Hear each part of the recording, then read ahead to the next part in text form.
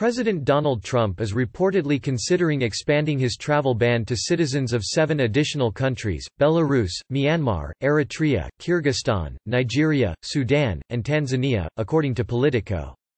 The ban would prevent most citizens of those countries from coming to the U.S., with exceptions for refugees and those who already have U.S. green cards or visas.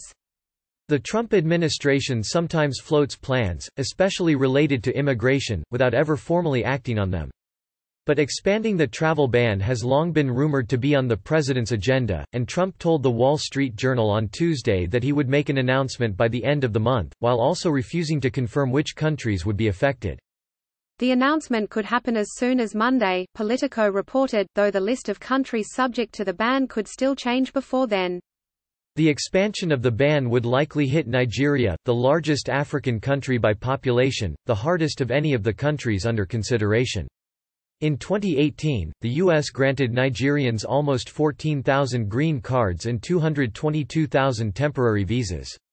Citizens from other countries on the list, by comparison, were granted a combined total of fewer than 6,000 green cards and 28,000 temporary visas. The Supreme Court affirmed that Trump has broad authority to restrict immigration where national security demands it.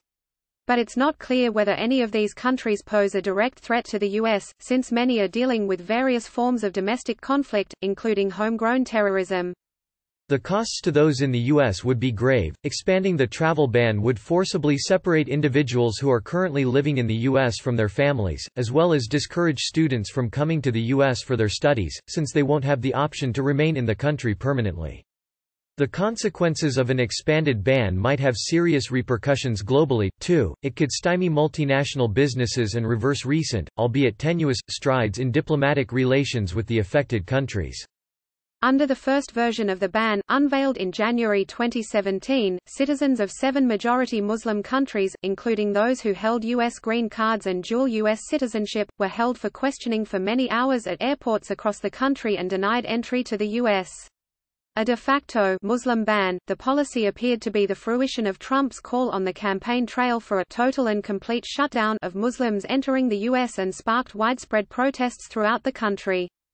After courts blocked the first version of the ban just days after it went into effect, the administration went back to the drawing board, engaging multiple agencies to identify countries that pose threats to U.S. national security and broadening the scope of the ban beyond majority Muslim countries. The agency's findings have never been made public, meaning the nature of those threats remains unclear, and dozens of former intelligence officials have argued that the ban does nothing to improve U.S. national security. But the administration has broadly cited terrorist activity, a failure of the countries to properly document their own travelers, and insufficient efforts to cooperate and share information with U.S. authorities as justification for the ban. The U.S. Supreme Court accepted the administration's rationale in June 2018 when it upheld the ban in a major victory for Trump. The court found that it was within the president's power to suspend the entry of anyone who would be detrimental to the interests of the United States.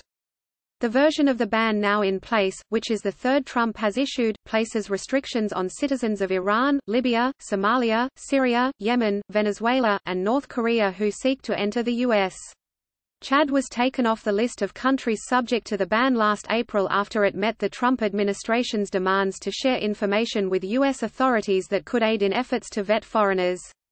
The ban is mostly enforced abroad at U.S. consulates and embassies that are denying visas to those affected and preventing them from getting on a plane in the first place. People with existing visas or green cards, dual U.S. citizens, and refugees seeking to come to the U.S. are not affected.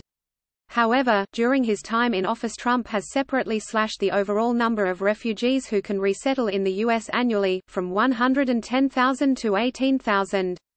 Beyond that, the restrictions on travel differ by country. Citizens of all 7 countries are barred from obtaining green cards and entering a visa lottery program. Syrians and North Koreans cannot enter the U.S. at all, though the number of travelers coming from North Korea is negligible. Iranians can't obtain visas unless they're students, but since students have no chance of remaining in the U.S. after graduation, fewer of them have decided to come. Somalians can still obtain temporary visas, including student visas and H-1B skilled worker visas. Those from Yemen and Libya, as well as certain Venezuelan government officials and their families, can't obtain temporary visas as athletes, business visitors, tourists, or those seeking medical treatment in the U.S. Citizens of any one of the countries can qualify for a waiver that would grant them entry to the U.S. if, for example, they need urgent medical care or are trying to reunite with their immediate family in the U.S., but those waivers are exceedingly difficult to obtain. The restrictions have hit Iran, Libya, Somalia, Syria, and Yemen the hardest. The number of visas granted to citizens of those countries fell by 80% from 2016 to 2018. Expanding the ban to the 7 countries under consideration would affect hundreds of thousands of foreigners who apply for visas and green cards in the U.S. every year. Many of the countries that may be added to the travel ban have committed human rights violations and are ridden with conflict, sometimes in the form of terrorist activity. Some have recently increased their cooperation with the US and Europe, but it's not clear whether their information sharing and security standards fall short of the Trump administration's baseline. Nigeria has partnered with the U.S. in counter-terrorism operations against Boko Haram, one of Africa's largest Islamic militant groups, which has killed almost 38,000 people since 2011 and displaced another 2.5 million. A large Nigerian diaspora has since settled in the U.S. The decision to include Belarus and Kyrgyzstan, the latter of which is about 85% Muslim, came as a surprise to some experts, given that the ex-Soviet nations have made efforts to distance themselves from Russia. Belarus recently reopened diplomatic relations with the U.S. after a decade-long hiatus, and Kyrgyzstan reached a new cooperative agreement last year, bringing it closer to the EU. But human rights abuses, including crackdowns on the press and political figures, nevertheless remain a problem in both countries. U.S. relations with Sudan have also improved as of late, with State Department officials suggesting in November that it would be removed from a list of state sponsors of terrorism. A civilian government has replaced former Sudanese President Omar al-Bashir's Islamist government, which was accused of sponsoring attacks on civilians and forcibly displacing millions as part of its attempts to stamp out rebel forces.